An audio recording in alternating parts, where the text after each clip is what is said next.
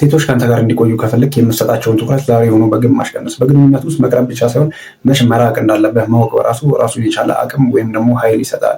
እነዚህ ምልክቶች በተደጋጋሚ የምታስተውል ከሆነ ዛሬ ሆኖ ራቃት። የመጀመሪያው ነገር ግንኙነት የሁለትዮሽ መንገድ ነው። አንተ ብቻ የሚደውል፣ አንተ ብቻ ቴክስት የምታደርግ፣ አንተ ብቻ የንገናኝ ጥያቄዎችን ሁሌም የምታቀርብላት ከሆነ ዋን ዌይ የሆነ ሪሌሽንሽፕ ውስጥ ያለው።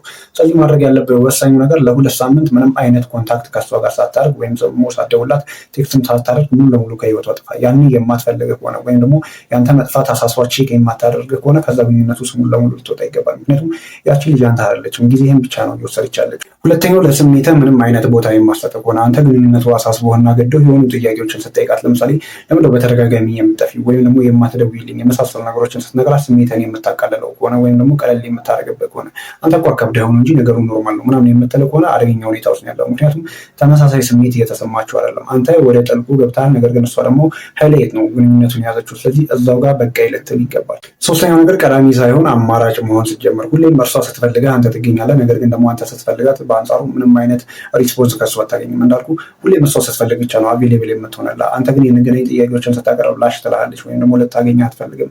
እሷ ደግሞ ስትፈልግ በቃ ያዙ ይልቀቁኝ ብላ ነው ወደ ህይወት የምትመጣው። እነዚህ ነገሮች የሚያሳዩት ምንድነው?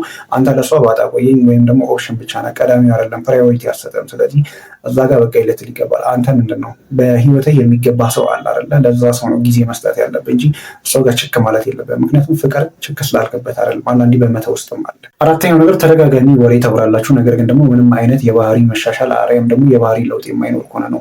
በሚያጣሉ ጉዳዮች ላይ ሁሌም ታወራላችሁ፣ ወይም ደግሞ አንተ ምናልባት ችግሩ ሰው ጋር ካለ እነዚህ ችግሮች እንድትፈች ይፈልጋሉ ወይም ደግሞ ነገሮች ኖርማል እንዲሆኑ ፈልጋለሁ ስትላት እሺ ትላለች። እዛው ጋር ነገሮቹን ይድበሰበሱን ያልፋሉ። በሚቀጥለው ግን እነዛ ባህሪዎች በተደጋጋሚ የሚከሰቱ ከሆነ እንዳልኩ በጣም አደገኛ ሁኔታ ውስጥ ያለው። ምክንያቱም እሷ በቁም ነገር እንኳን እየያዘችው አይደለም። በቃ ከአንተ ጋር ስትገናኝ ላይክ ጆሮዋን የሚሰማው እንጂ ሙሉ ሀሳቧ ወይም ደግሞ ኮሚትመንቷ በአጠቃላይ አንተ ጋር አይደለም። እና ምንድነው አንዳንዴ የማይሰማህን ሰው እንዲሰማ መሞከር በራሱ ድካም ነው አይደል መጨረሻው። ስለዚህ እዛ ጋር በቃ ይለትል ይገባል። በመጨረሻ ማወቅ ያለበት ወሳኙ ነገር ግንኙነቱ እስር ቤት መሆን ሲጀምር፣ ማለትም የአእምሮ ጭንቀት ያደርጋል፣ ነገር ግን ሰላምን አይሰጣም። እንዲህ አይነት ግንኙነቶች ሁሌም ከራሳችን ጋር የምንጋጭባቸው ግንኙነቶች ናቸው። ለእሷ ብላ የአእምሮ ሰላምን የምታጣ ከሆነ ወይም ደግሞ ጤናማ እንዳልሆነ እያወቅ ነገር ግን ራስን እያሳመምክ በግንኙነት ውስጥ የምትቀጥል ከሆነ ዛሬ ነገር ሳትል ከዛ ግንኙነት ውስጥ ልትወጣ ይገባል። ምክንያቱም የትኛውን ግንኙነት ውስጥ ስትገባ የአእምሮ ሰላምን ሊጠብቅ እንዲሁም ደግሞ አንተን ሊያሳድግህ ነው እንጂ የሚገባው ወደ ታች የሚጎተተ ከሆነ ወይም ደግሞ ሁሌም ጭንቀታዊ የሚያደርግ ከሆነ የተሳሳተ ግንኙነት ውስጥ ነው ያለው።